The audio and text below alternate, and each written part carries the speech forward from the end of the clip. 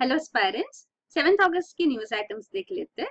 The Hindu newspaper से ये 12 news items pickup की गई है, इनको डिटेल में डिस्कस करेंगे।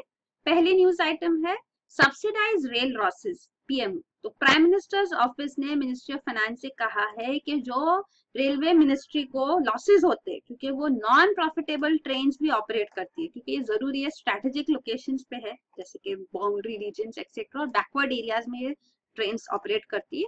तो ये ऑपरेट करना जरूरी है, लेकिन ये प्रॉफिट नहीं देती मिनिस्ट्री ऑफ रेलवेज को, स्टिल ये ऑपरेट की जाती है। तो इसके लिए जो लॉसेज है वो सब्सिडाइज करना चाहिए मिनिस्ट्री ऑफ फाइनेंस को।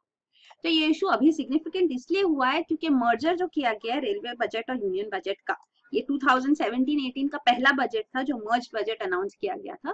तो इस बजट में एक्चुअली मिनिस्ट्री ऑफ फाइनेंस ने कहा था कि हम अभी से जो कैपिटल एड चार्ज प्रोवाइड करते थे रेलवेज को, वो कैपिटल एड चार्ज के लिए हमको डिविडेंड डिमांड किया जाता था रेलवे से, क्योंकि हम कैपिटल, दोनों बजट अलग है, जनरल बजट और फाइनेंस बजट, जनरल बजट और रेलवे बजट। तो अब अगर जनरल बजट से फाइनेंस मिनिस्ट्री का कंट्रोल जनरल बजट पे और मिनिस्ट्री ऑफ रेलवे के पास पूरा ऑटोनॉमी है, फाइनेंशियल ऑटोनॉमी है अपने बजट पे। तो अब अगर मिनिस्ट्री ऑफ फाइनेंस रेलवे को कैपिटल इन्वेस्ट कर रही है, उधर तो कैपिटल इन्वेस्टमेंट कर रही है, कैपिटल एट चार्ज कहा जाता था इसको, तो ये कैपिटल एट चार्ज जो दिया जाता था, तो इसके ऊपर फिर उनको डिविडेंड चाहिए था कि आप जो बेनिफिट्स हो गए आपको, उसमें से हमको ये कैपिटल के ऊपर एक डिविडेंड अमाउंट लगेगा। तो हर साल का एनुअल डिविडेंड जाते थे, like around 9,000 crore dividend demand किया जाता था रेलवे से, क्योंकि कैपिटल प्रोवाइड किया जा रहा है। तो ये कैपिटल प्रोवाइड करने पे जो डिविडेंड था वो मिनिस्ट्री ऑफ रेलवे वो पे भी नहीं कर पाती थी, उनको दिक्कत होती थी। तो क्योंकि मर्ज हो गया तो अब ये कैपिटल एंड चार्ज और डिविडेंड का सवाल खत्म हो जाता है। तो मिनिस्टर ऑफ फाइनेंस ने ये क्लैरिफाई किया, ये आर्ग्यू किया है कि क्योंकि कैपिटल एंड चार्ज को वाइप ऑफ किया गया है, अब ये कुछ रिक्वायरमेंट नहीं है, इसके ऊपर आपको डिविडेंड पे करने की जरूरत नहीं है, इसीलिए आप सब्सिडी पेमेंट भी हम डिसकंटिन्यू कर देंगे।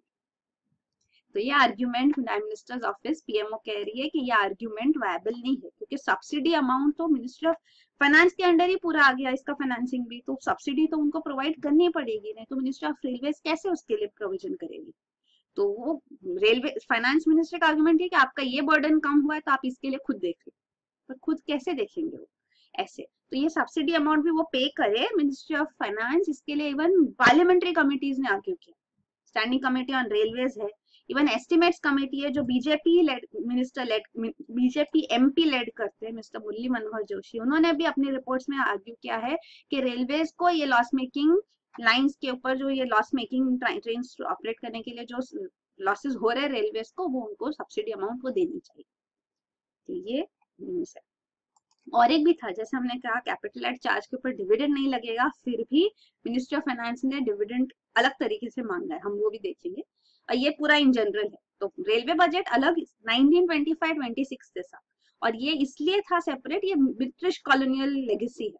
तो मिनिस्ट्री ऑफ रेलवेज, तब रेलवेज बड़ा एंटिटी था, उधर इन्वेस्टमेंट भी ज्यादा हो रहा था, उनके फाइनेंसेस काफी ज्यादा थे, मतलब जनरल बजट और ministry of railways budget actually railways उसको आउटडू करता था। तो इसीलिए इसके लिए separate budget, separate input output, capital receipts expenditure देखने के लिए इसको इंडिपेंडेंटली एक सेपरेट बजट बनाया कि it can handle it's finances. लेकिन अभी जो स्टेटस है, अभी जनरल बजट और रेलवे बजट को कंपेयर किया जाए तो railway budget is only 1/10 of general budget. तो इसीलिए यहाँ पे जैसे आउटले भी दिया गया अलग, बाकी सारी मिनिस्ट्रीज में जैसे road transport it's almost comparable, थोड़ा कम है रेलवे से। तो इसलिए अब दोनों को मर्ज किया गया, क्योंकि कोई रैशनल नहीं है कि रेलवे बजट अलग सिर्फ क्यों होना चाहिए। तो ये है चेंजेस क्या हो गया इससे, तो रेलवे और एफिशिएंट, अनबर्डन हो जाएगा, मिनिस्टीरियल लेगेसी नहीं होगी, लार्जीज नहीं होगी, मतलब कि क्योंकि रेलवे बजट सेपरेट था तो हर साल ऐसे होता था कि रेलवे बजट आएगा मतलब कि कोई नई ट्रेन अनाउंस होनी चाहिए, कोई सब्सिडी अनाउंस होनी चाहिए, तो वो पॉपुलिस्ट मेजर्स अनाउंस करने पड़ते थे, वो एक बर्डन हो गया था। तो अब ये जनरल बजट में मर्ज हो गया तो ऐसी कोई रिक्वायरमेंट्स भी नहीं लगेगी, तो वो और एफिशिएंट बनेगी रेलवे, ये एक्सपेक्टेशन है।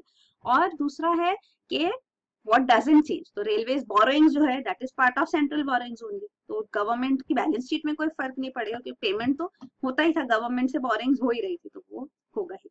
और जो क्वेश्चंस अनआंसर्ड है, जैसे हम अभी भी एक इशू देखते हैं, वो यही है कि सब्सिडी कैसे होगा, सब्सिडी अमाउंट कैसे दिया जाएगा। तो ये क्वेश्चन हम वही कहा जा रहा है कि गवर्नमेंट को ये देना चाहिए। तो अराउंड 32,000 करोड़ का ये सबसे सोशल बर्डन है, सोशल बर्डन सब्सिडी। तो ये गवर्नमेंट प्रोवाइड करनी चाहिए, ये हम अभी आर्ग्यू कर रहे हैं। तो ये क्वेश्चन मार्क था। और एक क्वेश्चन मार्क है 7th पे कमीशन रिकमेंडेशन इंप्लीमेंट करने में जो सैलरीज रेलवे स्टाफ की इंक्रीज होगी वो अराउंड 28 to 30,000 करोड़ का बर्डन है। तो ये कौन बर्डन उठाएगा? तो ये सब भी है। और डिविडेंड के ऊपर जो था, क्योंकि कैपिटल चार्ज वाइप ऑफ किया गया है, लेकिन तो डिविडेंड रेलवेज को नहीं पे करना पड़ेगा, पर मिनिस्ट्री ऑफ फाइनेंस ने मर्जर के बाद ये डिमांड किया कि जो रेलवे पीएसयूज है, पब्लिक सेक्टर अंडरटेकिंग्स है, 14 पीएसयूज है, ये सब्सिडियरीज जैसे यहाँ मेंशन की गई है, तो 14 पीएसयूज रेलवेज के अंदर है, उनको डिविडेंड पे करना होगा, क्योंकि सारी पीएसयूज पे करती। और मिनिस्ट्री ऑफ रेलवेज कह रही है ये तो हमारे फाइनेंशियल ऑटोनॉमी को अफेक्ट करेगा, क्योंकि उनकी अर्निंग से ही तो हमारे फंक्शनिंग होता है। तो वही अर्निंग्स आप ले लोगे तो हम कैसे हमारे अर्निंग्स में शॉर्टफॉल हो जाएगा। तो वो यहाँ पे ये भी आर्ग्यूमेंट किया गया था रिगार्डिंग डिविडेंड पेमेंट। तो 9,000 करोड़ जैसे हमने कहा on an average railway ministry को डिविडेंड पे करना पड़ता था, क्योंकि कैपिटल एट चार्ज गवर्नमेंट देती थी। तो अभी ये 9,000 करोड़ एनुअल डिविडेंड तो नहीं पे करना पड़ेगा, ये नहीं होगा, लेकिन जो पीएसयूज है उनकी जो अर्निंग्स है तो उसके ऊपर डिविडेंड डिमांड किया जा रहा है। तो वो अप्रोक्सीमेटली अराउंड 850 करोड़ डिविडेंड वो पीएसयूज से डिमांड कर रहे, रेलवे पीएसयू से। तो ये फिर अगला न्यूज आइटम है revealed 4,000 year old bone jewellery. तो ये तेलंगाना में एक विलेज है नर्मदा हैमलेट, तो यहाँ से ये बोन ज्वेलरी पाई गई है। ये रोम्बस शेप है, इसके अंदर सेंटर में राउंड होल्स है और सर्कुलर शेप्स ऐसे दिए गए इंडेंटेशन से जैसे डिजाइन की गई है। तो ये बोन से बनी हुई है ज्वेलरी। तो बोन ऑर्नामेंट्स जो है यहाँ पाए गए हैं और इसको centre for cellular and molecular biology Hyderabad में भेजा गया है, ताकि इसका एनालिसिस हो सके या पता चले किस एनिमल के बोन्स। तो ये एक सिग्निफिकेंट डिस्कवरी हुई है। मेगालिथिक साइट मानी जाती है, अराउंड 4,000 ईयर्स ओल्ड है और ये तेलंगाना से पाई गई है नियर हैदराबाद। और यहाँ पे पहले भी इस रीजन में एंथ्रोपोमॉर्फिक मेनहिर पाया गया, फर्स्ट एंथ्रोमॉर्फिक मेनहिर फ्रॉम तेलंगाना। तो ये जो है ये मेनहिर होता है एक वर्टिकल ऐसे स्टोन जिसको जिसको ह्यूमन ट्रेड्स दी जाती है, उसको गॉड लाइक वर्शिप किया जाता है। तो ये मेनहिर्स काफी सारे रीजन्स में पाए जाते हैं। मेगालिथिक साइट्स मेजरली इसके लिए फेमस है और ट्राइबल्स अभी भी काफी सारे रीजन्स में इसका वर्शिप करते हैं। फिर अगला है after supreme court order focus on chemicals in fire crackers. तो हमने देखा था 31 जुलाई को सुप्रीम कोर्ट ने ऑर्डर दिया था कि 5 केमिकल्स फायर क्रैकर्स से बैन किए जाएंगे। ये है एंटीमनी, लिथियम, मर्क्यूरी, आर्सेनिक और लेड। तो अब फायर क्रैकर मैन्युफैक्चरर्स कह रहे हैं, फायरवर्क्स मैन्युफैक्चरर्स कि हम ये 5 केमिकल्स यूज ही नहीं करते। तो ये सिवकासी में मेजरली 90% क्रैकर प्रोडक्शन है वो सिवकासी तमिलनाडु में होता है। तो यहाँ के मैन्युफैक्चरिंग एसोसिएशन ये कह रही है, वो कह रहे हैं हम यूज करते जो केमिकल्स वो है सल्फर, एल्यूमिनियम पाउडर, चारकोल जो फ्यूल की तरह यूज किया जाता है, और potassium nitrate and barium nitrate, तो ये यूज किए जाते हैं। तो ये उनका कहना है। तो ये ऑर्डर में सुप्रीम कोर्ट ने बैन भी किया था ये 5 केमिकल्स को, और उन्होंने PESO petroleum and explosive safety organisation को ऑर्डर दिया था कि उनकी रिस्पॉन्सिबिलिटी होगी है कि ये ऑर्डर सुप्रीम कोर्ट ऑर्डर का कंप्लायंस होता है कि नहीं, मतलब ये सारे जो मैन्युफैक्चरर्स है फायर क्रैकर मैन्युफैक्चरर्स वो इसको अदा करते कि नहीं, इसको फॉलो करते कि नहीं। तो ये तो सुप्रीम कोर्ट की हियरिंग और पेंडिंग है, नेक्स्ट डेट है अगस्त 23 की, क्योंकि सुप्रीम कोर्ट ने एक और इशू रेज किया था रिगार्डिंग स्ट्रॉन्शियम। ये स्ट्रॉन्शियम भी क्या हार्मफुल है और इसको भी बैन करना चाहिए नहीं, तो इसके ऊपर फर्दर हियरिंग होगी तो पता चलेगा। तो स्ट्रॉन्शियम एक्चुअली यूज किया जाता है, हम देखेंगे। तो ये 5 केमिकल्स जो है एंटीमनी यूज किया जाता है। तो ये इवन फायरवर्क्स में, सेफ्टी मैचेस में भी यूज किया जाता है। तो ये एक्चुअली इसका जो केमिकल बनता है इनहेलेशन एंटीमनी ट्राइऑक्साइड, इसको कार्सिनोजन मतलब कैंसर कॉजिंग माना जाता है। तो ये हार्मफुल है। मर्क्यूरी भी हार्मफुल है, ये भी एक्सप्लोजिव्स में यूज किया जाता है, क्योंकि मर्क्यूरी बहुत सेंसिटिव है फ्रिक्शन और हीट को, तो एक्सप्लोजिव्स में यूज किया जाता है, ये हार्मफुल है। इवन आर्सेनिक जो है जनरली नॉन कंबस्टिबल होता है, पर इसके कंपाउंड जो है वो काफी एक्सप्लोजिव होते हैं। तो ये टॉक्सिक गैस है, हार्मफुल टू ह्यूमंस। लेड, तो ये मोस्ट कॉमन एक्सप्लोजिव जो यूज किया जाता है, ये भी हार्मफुल है ह्यूमंस इनहेलेशन। तो ये एयर पोल्यूशन कॉजिंग सब केमिकल्स है। और लिथियम भी फाइनली जो काफी वॉलेटाइल एक्सप्लोजिव है। तो ये एक्सप्लोजिव्स बैंड है 5, और ये जो बाकी जो एक्सप्लोजिव्स यूज किए जाते हैं जैसे फायर क्रैकर्स को कलर देने के लिए भी वो दिखाए गए कि येलो कलर आता है सोडियम सॉल्ट से, blue copper salt, green barium salt, purple जो है वो स्ट्रॉन्शियम कंपाउंड से आता है, जिसके बारे में हमने देखा अगस्त में अभी जो 23 को सुप्रीम कोर्ट फर्दर हियरिंग में साइड करेंगे। व्हाइट जो आता है वो मैग्नीशियम, एल्यूमिनियम, टाइटेनियम कंपाउंड से, ऑरेंज कैल्शियम सॉल्ट से, और फाइनली रेड भी स्ट्रॉन्शियम सॉल्ट से। तो ये फिर अगला है Gadkari reaches out to Iran. तो minister of road transport mister Nitin Gadkari ये ईरान गए थे क्योंकि प्रेसिडेंट ऑफ ईरान हसन रूहानी, इनको और एक टर्म मिला है, तो इनका स्वेरिंग इन सेरेमनी था, यहाँ पे मिस्टर नितिन गडकरी गए थे। और यहाँ इस मीटिंग में इंडिया और ईरान ने अगेन रीट्रेट किया कि वो कमिटेड है चाबहार पोर्ट प्रोजेक्ट के लिए। तो ये एक सिग्निफिकेंट प्रोजेक्ट है, इसकी डिटेल्स हम देखेंगे। ये एक्चुअली ट्रायलैटरल डील है between India, Iran and Afghanistan, और ये डील को रेटिफाई कर दिया है इंडिया ने और अफगानिस्तान ने, पर ईरान में अभी भी ये प्रोसेस, इंटरनल प्रोसेस चालू, अब तक उन्होंने रेटिफाई नहीं किया। इसके अलावा इंडिया ईरान रिलेशंस में स्ट्रेन्स रिसेंटली देखे गए क्योंकि जो फरजाद बी गैस फील्ड है, ये गैस फील्ड है ईरान में, इसको डिस्कवर किया था ओएनजीसी विदेश लिमिटेड ने, ओबीएल ने, और इसका डेवलपमेंट के लिए वो बिड कर रहे। तो ये जो बिडिंग था $11 बिलियन का उन्होंने बिड किया था, तो ईरान अब बेटर डील मांग रही है उनसे। और वो और एक कंपनी, रशियन कंपनी गैसप्रोम के साथ भी उन्होंने एमओयू साइन किया। तो यहाँ पे भी ये कंस्ट्रेंट्स, रिस्ट्रेंट्स दिख रहे हैं। इसकी वजह से इवन इंडिया ने भी ईरान से ऑयल इंपोर्ट्स कम कर दिए बाय 20%। हमने पहली बार यूएस से ऑयल इंपोर्ट किया है, तो ये हमने रिसेंटली देखा था लास्ट मंथ ही, ऑयल मार्केटिंग कंपनीज अब यूएस से ऑयल इंपोर्ट कर रहे हैं। फर्स्ट टाइम इंडिया में ये हो रहा है। फिर इराक और सऊदी अरेबिया से भी हमने अपना ऑयल इंपोर्ट इंक्रीज किया है। तो ये है। और ईरान ने भी रिटेलिएशन में यही किया है कि उन्होंने जो ऑयल कंपनी है, जैसे इंडियन ऑयल कॉर्पोरेशन को जो क्रेडिट पीरियड दिया जाता है, वो क्रेडिट पीरियड उन्होंने कम कर दिया है। तो ऐसे उन्होंने भी रिस्ट्रिक्शंस लाए हैं। तो रिलेशंस रिसेंटली स्ट्रेन्ड दिख रहे हैं because even US Iran relations भी स्ट्रेन्ड है। तो अब ये जो विजिट है, इसमें ये सिग्निफिकेंट डेवलपमेंट ये है कि चाबहार पोर्ट पे कमिटमेंट इंश्योर किया गया। तो ये चाबहार पोर्ट है, और ये ग्वादर पोर्ट है पाकिस्तान का, जो चाइना डेवलप कर रही है। तो चाबहार पोर्ट हम डेवलप कर रहे हैं सिग्निफिकेंटली इसलिए क्योंकि इसकी वजह से हमको अफगानिस्तान में एक्सेस मिलेगा, और फर्दर जो सेंट्रल एशियन कंट्रीज है वहां पे, जो इवन ऑयल मेजर कंट्रीज है, तो वहां से भी हमको ऑयल प्रोक्योरमेंट हो सकता है। तो ये एक्सेस मिलेगा क्योंकि पाकिस्तान से नहीं तो ट्रांजिट होता है Afghanistan and further Asian countries में। और दोनों चाबहार ग्वादर पोर्ट में अराउंड 22 किलोमीटर का डिस्टेंस है, तो ये काफी क्लोज है। इससे वही है, कॉस्ट कटिंग होगा ट्रांसपोर्टेशन में, अफगान कनेक्शन मिलेगा, और फर्दर जो है सेंट्रल एशियन कनेक्शन मिलेगा, जैसे नॉर्थ साउथ ट्रांसपोर्ट कॉरिडोर है उस रीजन में, तो वहां पे हमको एक्सेस मिलेगा।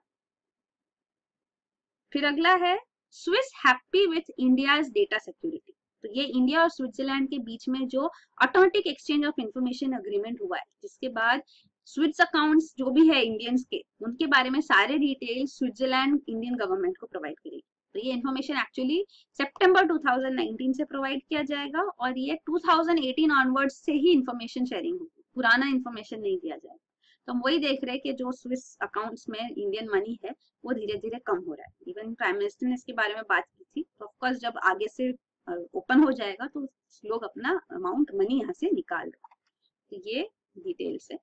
तो यहाँ पे स्विट्जरलैंड ने अब कहा है कि इंडिया की डेटा सिक्योरिटी और कॉन्फिडेंशियलिटी लॉज एडिक्वेट है, तो हम इससे खुश है, और हम ये म्यूचुअल एक्सचेंज ऑफ जो टैक्स इंफॉर्मेशन है वो कर सकते हैं, क्योंकि यूएस टैक्स अथॉरिटी जो है, इंटरनल रेवेन्यू सर्विस, उन्होंने भी कहा है कि India adequate degree of data protection provide करता है।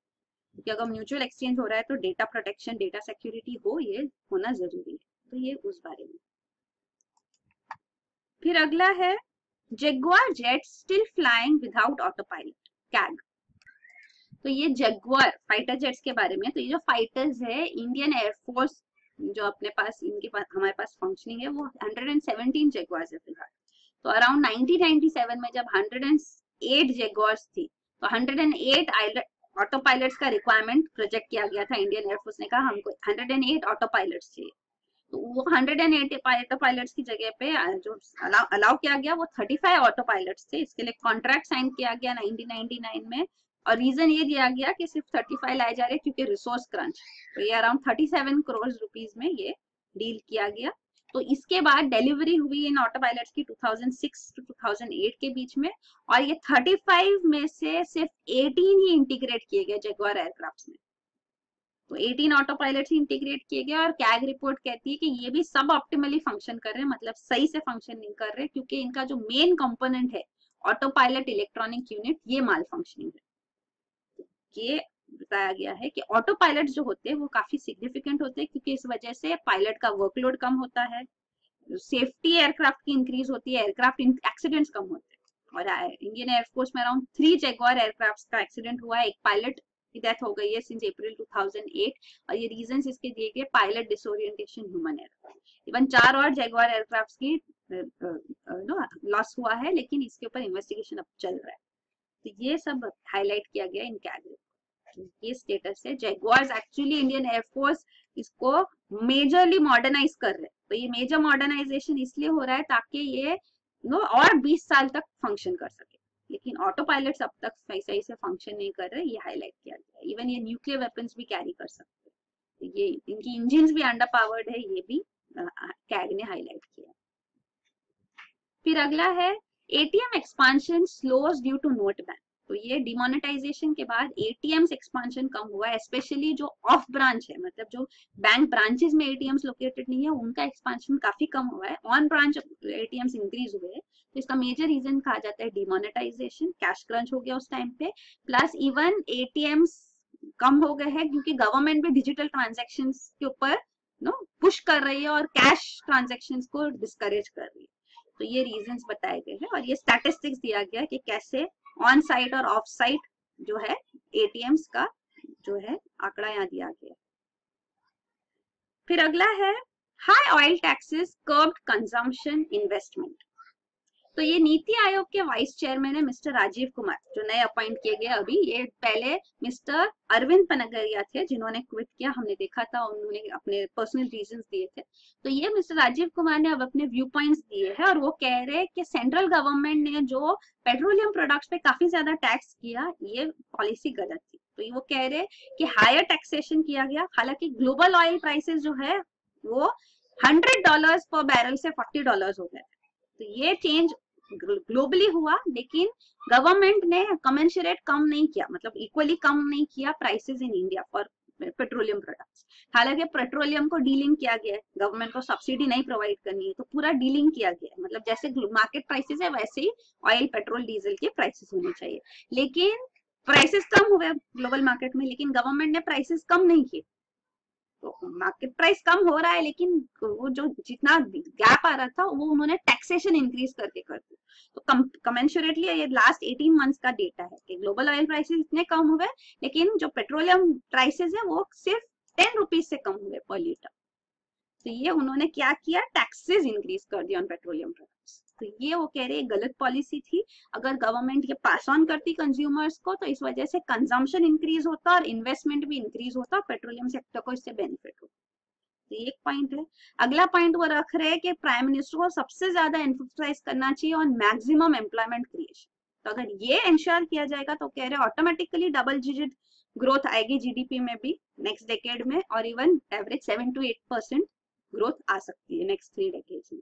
तो ये एम्फसाइज करने को कह रहे हैं। और इवन तीसरा पॉइंट वो ये रख रहे हैं कि जो मिनिस्टर्स और रूलिंग कोalition के स्पोक्स पर्सन प्रेस करते रहते, कहते हैं India is the fastest growing economy of the world. तो ये सब क्लेम्स करना बंद करना चाहिए, स्टैटिस्टिकल फैक्ट्स नहीं दिखाने चाहिए, क्योंकि ट्रुथ वो कह रहे ये है कि प्रोडक्शन और एम्प्लॉयमेंट में काफी ज्यादा डिक्लाइन हो रहा है, स्टैग्नेशन हो रहा है, रूरल डिस्ट्रेस काफी है रूरल एरियाज में। तो ऐसे फास्टेस्ट ग्रोइंग इकोनॉमी की आप बात करोगे, हालांकि लोग सफर कर रहे हैं, तो इससे एक्चुअली ये रिबाउंड हो सकता है, मतलब यहाँ पे उल्टा आ सकता है। तो इसीलिए वो कह रहे हैं गवर्नमेंट को एफर्ट्स करने चाहिए एम्प्लॉयमेंट इंक्रीज करने के लिए, और ये क्लेम्स नहीं करने चाहिए स्टैटिस्टिक्स यूज करके। फिर अगला है China's RCEP push wheels grant plan.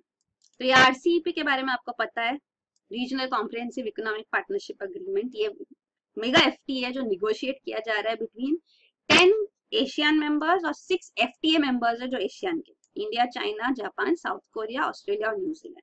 इन 6 में से इन मतलब नेक्स्ट अदर 15 में से इंडिया का एफटीए ऑलरेडी एशियन के साथ है, और इनमें से इवन जापान और साउथ कोरिया के साथ है, और ऑस्ट्रेलिया न्यूजीलैंड के साथ हम एफटीए निगोशिएट कर रहे हैं। सिर्फ चाइना के साथ ना कोई निगोशिएशन चल रहा है, ना कोई एफटीए है इन केस। तो और चाइना के साथ हमारा ट्रेड डेफिसिट काफी ज्यादा है। तो ये जो ट्रेड निगोशिएशन से क्लोज डोर्स चल रहा है, हमने देखा रिसेंटली हैदराबाद में भी मीटिंग थी, बैंगलोर में मीटिंग थी। तो यहाँ पे अब ये कहा जा रहा है कि इंडिया के ऊपर प्रेशर है कि वो अपना गुड्स के ऊपर टैरिफ जो है वो कम करे। तो टैरिफ्स जो इंपोर्ट्स होते हैं उस पर टैरिफ लगता है। तो हमारा एक्चुअली एमएफएन टैरिफ सबसे ज्यादा है। एवरेज एमएफएन टैरिफ इंडिया का अराउंड 13.5% है। तो 16 में से सबसे ज्यादा इंडिया का ही है। तो एमएफएन होता है मोस्ट फेवर्ड नेशन। तो ये actually most favoured nation status world trade organisation membership के अंदर सारे मेंबर्स, डब्ल्यूटीओ मेंबर्स को ये स्टेटस देना चाहिए। हर एक कंट्री को उतना ही फेवर करना चाहिए जितनी और कोई को। तो मोस्ट फेवर्ड नेशन एक टर्मिनोलॉजी कि मतलब ये एवरेज टैरिफ होना चाहिए सब कंट्रीज के लिए ये। तो ये एमएफएन जो टैरिफ है हमारा ज्यादा है, तो इसको कम करने के डिमांड्स है। लेकिन इंडिया निगोशिएट करना चाहती है डील जिसमें हमारे सर्विसेज सेक्टर को बूस्ट मिले। शॉर्ट टर्म ट्रैवल जो है work related travel services sector के लिए वहां पे वो फैसिलिटेट किया जाए ताकि हमको बेनिफिट हो। तो ये गिव एंड टेक हो रहा है यहाँ पे, क्लोज डोर्स निगोशिएशंस है। तो यहाँ पे लेकिन चाइना के साथ जो हमारा ट्रेड डेफिसिट है वो हाईलाइट किया गया है। तो ये आप देख सकते हैं India China trade deficit 13 times increase हुआ इन लास्ट 10 इयर्स। तो यहाँ पे चाइना में हमारे एक्सपोर्ट्स पे काफी ज्यादा नॉन टैरिफ बैरियर्स है। मतलब बाकी जो बैरियर्स होते हैं, टैरिफ ज्यादा नहीं होगे लेकिन बाकी के रिस्ट्रिक्शंस डाले जाते हैं, बैन किया जाता है कुछ इंपोर्ट्स पे, कुछ रीजंस दिए जाते हैं। तो इस वजह से हमारे एक्सपोर्ट इतने इंक्रीज नहीं हुए, लेकिन चाइना से इंपोर्ट्स हमारे यहाँ काफी इंक्रीज हुए। तो आप ये देख सकते हैं अगर 2005-6 में इतने एक्सपोर्ट्स था इंडिया का और इतना इम्पोर्ट था, तो डेफिसिट जो था इतना 4.1% था।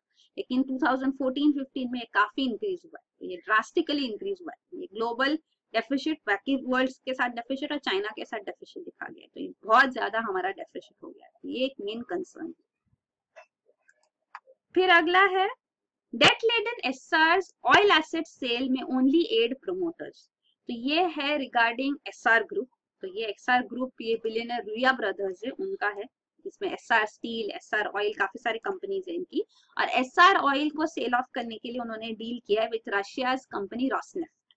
तो ये $12.9 बिलियन की डील है। इसको सेंट्रल गवर्नमेंट को अप्रूव करना है। तो फाइनल नॉट अभी तक नहीं मिला है उनको सेंटर से, तो ये फाइनलाइज होना बाकी है। और एसआर ऑयल का ये सेल है, लेकिन एसआर स्टील है जो उनको रेफर किया गया है to national company law tribunal. तो ये एसआर स्टील जो हमने ऑलरेडी डिस्कस किया, इंसॉल्वेंसी एंड बैंक्रप्सी कोड जो पिछले 2 महीने से काफी न्यूज में रहा है, नेशनल कंपनी लॉ ट्रिब्यूनल के सामने केसेस जा रहे, बैंक्रप्सी केसेस, तो ताकि इनका जो डेट्स है काफी ज्यादा है। तो 12 स्पेशली रेफर किए गए एनसीएलटी को, ये जो मेजर डेट्स है। तो ये कंपनीज का बैंक्रप्सी हो गया है, तो ये इनको सॉल्वेंट करके मतलब इनको बेच के यहाँ से जो डेट है वो रियलाइज करना है। तो ये केसेस चल रहे हैं। इवन एसआर स्टील ने गुजरात हाईकोर्ट को अप्रोच किया था कि हमारा अगेंस्ट जो ये केस है इसको डिसमिस किया जाए, लेकिन गुजरात हाईकोर्ट ने भी इनके फेवर में नहीं ऑर्डर दिया। तो ये 45,000 करोड़ का आप देख सकते हैं बजट डेट है इनका। तो ये अक्टूबर 2003 एसआर ऑयल की डील है। तो एसआर ऑयल से जो बेनिफिट्स हो गए वो क्या एसआर स्टील को भी इससे यहाँ पे डेट कम किया जाएगा, ये क्वेश्चन मार्क है। तो ओवरऑल कहा जाता है कि ये जो एसआर ग्रुप है उनका 50% डेट कम किया जाएगा इस डील की वजह से, ये बेनिफिट होगा, ये एक्सपेक्टेड। अब किसको वो बेनिफिट देंगे, कितना कहाँ पे कम किया जाएगा वो अलग क्वेश्चन है। तो ये डील के बारे में डिटेल्स है। तो 49% रॉसनेफ्ट को मिलेगा, 49% ट्रैफिक यूराइन कंपनीज को और रुइया को 2%। तो ये 50% आप देख सकते हैं। टोटल डेट जो है एसआर ग्रुप का वो 86,400 करोड़ है। तो ये 50% तक कम हो सकता है इस डील के बाद, तो इनको यहाँ से अर्न करेंगे वो। और ये सारी एसआर कंपनीज है, उनके जो डेट्स है, बोरोइंग्स और नेट प्रॉफिट्स, लॉस में भी काफी सारी कंपनीज आप देख सकते हैं इस बारे में। तो ये जब ग्लोबल फाइनेंशियल क्राइसिस हुआ तब काफी सारी कंपनीज लॉस में गई थी, और इसीलिए हम देख रहे हैं कि ये जो एनपीए प्रॉब्लम भी है वो काफी ज्यादा बढ़ गया उस वजह से, जो इकोनॉमिक स्लो डाउन भी हुआ है उस वजह से। तो ये पूरी डिटेल्स है। और ये जो इंसॉल्वेंसी एंड बैंक्रप्सी कोड के बारे में जो कंपनीज है, मेजर कंपनीज जैसे भूषण स्टील, एसआर स्टील भी है, ये सब दिए गए हैं। इनके डेट्स कितने, ये करोड़ ऑफ रुपीज है। मतलब एसआर स्टील 37,283 करोड़ अप्रोक्सीमेटली। फिर अगला है Apple risks overstaying its welcome in China. तो एप्पल जो आईफोन मैन्युफैक्चरर है, इन्होंने चाइना में अपना बेस बनाया है। इनको इधर से काफी सारा प्रॉफिट्स भी होते हैं। हालांकि बाकी कंपनीज जैसे फेसबुक और उबर ये यहाँ पे नहीं सर्वाइव कर पाए बिकॉज ऑफ चाइनीज पॉलिसीज, क्योंकि चाइना अपनी होम ग्रोन कंपनीज को फेवर करते हैं, फॉरेन बिजनेसेस को नहीं, for economic reasons as well as national security reasons. लेकिन एप्पल अब तक सर्वाइव कर रही है। अब उनके जो है अर्निंग्स कम हो रहे हैं, प्लस वो अब डिसाइड कर रहे हैं कि वो डाइवर्सिफाई करेंगे आई क्लाउड सर्विसेज में भी, लेकिन यहाँ पे कंपटीशन है फ्रॉम लोकल कंपनीज जो है, चाइनीज कंपनीज जो वो भी मल्टीनेशनल्स हो गई है, जैसे कि अलीबाबा, बैडू, टेंसेंट। तो ये क्वेश्चन है तो कैसे इनके साथ compete करेंगे और कितना उनको फेवर किया जाएगा। फिर लास्ट न्यूज आइटम है, Japan marks 72 years since Hiroshima atomic bombing. तो हिरोशिमा एटॉमिक बॉम्बिंग हुआ था 72 years अगो इन अगस्त 1945। तो Japan is the only country जिसने न्यूक्लियर अटैक फेस किया। Around 1,40,000 people died in Hiroshima, 74,000 in Nagasaki. और फिर इसके बाद भी रेडिएशन रिलेटेड डेथ्स थे वो वीक्स, मंथ्स और इयर्स लेटर भी हुए। तो ये जो एक वर्ल्ड का first and only nuclear attack था, इसके लिए यूएस ने फाइनली, जो सिटिंग यूएस प्रेसिडेंट थे Barack Obama, first US president बने जिन्होंने हिरोशिमा विजिट किया मई 2016 में, और यहाँ पे उन्होंने एक मूविंग ट्रिब्यूट भी प्रेजेंट किया to the victims of this bomb attack. और ये सब एक तो 72 इयर्स एनिवर्सरी हो रही है इस अटैक की, प्लस इवन रिसेंटली जो हमने देखा जुलाई में UN nuclear weapons ban treaty negotiate की जा रही है। तो ये जो है ये डील का साइनिंग है, जो ऑल 9 कंट्रीज जिनके पास न्यूक्लियर वेपन्स है इंक्लूडिंग इंडिया, इन्होंने इसके निगोशिएशन में पार्टिसिपेट नहीं किया, इसको वोट नहीं किया। सारे नेटो मेंबर्स ने भी इसको वोट नहीं किया except one, Netherland, and Netherland was the only country which voted against it. तो ये न्यूक्लियर वेपन्स बैन ट्रीटी जो क्लेम डिमांड करती है कि सारी कंट्रीज न्यूक्लियर वेपन्स जो है वो गिव अप कर दे, उनको ना स्टॉक पाइल करे, ना उसको अक्वायर करने की कोशिश करे, और जो न्यूक्लियर वेपन्स है जिनके पास ऑलरेडी, उनको एलिमिनेट करने के लिए पूरा टाइमलाइन तैयार किया जाए। तो ये ट्रीटी उनके लिए ही एप्लीकेबल होगी जो इसको रेटिफाई करेंगे। तो अभी साइनिंग हुआ है, रेटिफिकेशन करने के बाद ये एप्लीकेबल हो जाती है। अभी तो रेटिफिकेशन प्रोसेस स्टार्ट होगा, 50 कंट्रीज का रेटिफिकेशन आएगा तो ये ट्रीटी इंप्लीमेंट की जाएगी। और जापान ने इस ट्रीटी में जो है वो साइन किया है with the powers, nuclear powers, तो उन्होंने भी इसको साइन नहीं किया, अग्री नहीं किया। और ये हिरोशिमा नागासाकी की डिटेल्स है। तो हिरोशिमा जो बॉम्ब था 13 किलोटन TNT का बॉम्ब था, इसको कोड नेम दिया गया था लिटिल बॉय। ये 6 अगस्त 1945 को ड्रॉप किया गया हिरोशिमा में, जापान में। और फिर नागासाकी में ये थोड़े दिन बाद फैट मैन नाम दिया गया, ये बॉम्ब भेजा गया। तो ये बॉम्ब्स की जो है ये न्यूक्लियर अटैक्स के बाद फाइनली वर्ल्ड वॉर 2 एंड हुई। जापान ने सरेंडर किया ऑन 15 अगस्त 1945, और यही डेट है वर्ल्ड वॉर 2 खत्म हुआ, जापान ने सरेंडर किया। इस डेट के बेसिस पे लॉर्ड माउंटबेटन ने अनाउंस किया 15 अगस्त 1947 as India's independence date also. तो ये लिंक है। तो ये न्यूक्लियर वेपन्स के बारे में दिखाया गया है। तो लिटिल बॉय और फैट मैन का जो पावर था 15 किलोटन और 21 किलोटन, अभी के जो न्यूक्लियर वेपन्स है वो काफी ज्यादा बड़े। तो ये आप देख सकते हैं। तो ये यूएस और रशिया के न्यूक्लियर वेपन्स दिखाए गए हैं फिलहाल जो उनके पास है। तो ये काफी डिवास्टेटिंग हो सकते हैं। सारे वेपन्स, बायोलॉजिकल वेपन्स बैन किए गए, केमिकल वेपन्स बैन किए गए, लेकिन न्यूक्लियर वेपन्स अब तक बैन नहीं किए। तो 9 नेशंस है जिनके पास न्यूक्लियर वेपन्स है। तो ये उनके न्यूक्लियर आर्सेनल्स भी दिखाए गए हैं।